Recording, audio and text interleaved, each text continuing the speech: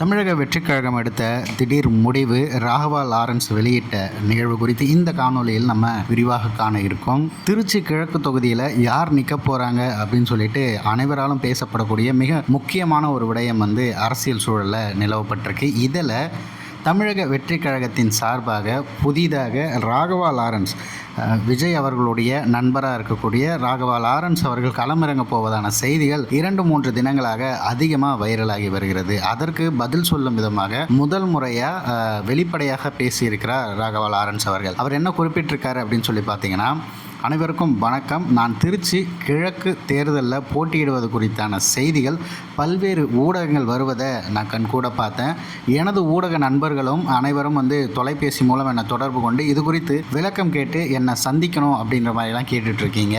இந்த யூகங்களுக்கு எல்லாம் ஒரு கட்டத்தில் நான் பதில் அளிச்சே ஆகணும் இல்லையா?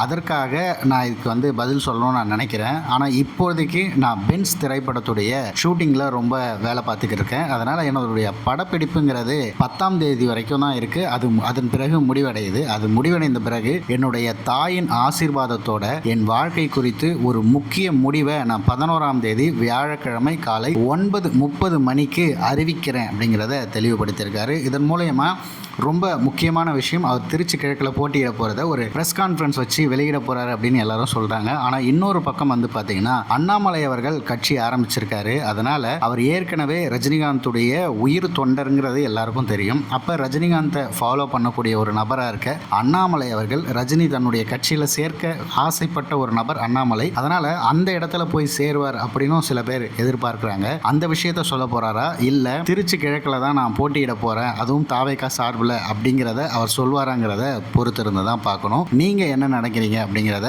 கமெண்ட் பாக்ஸில் சொல்லிடுங்க.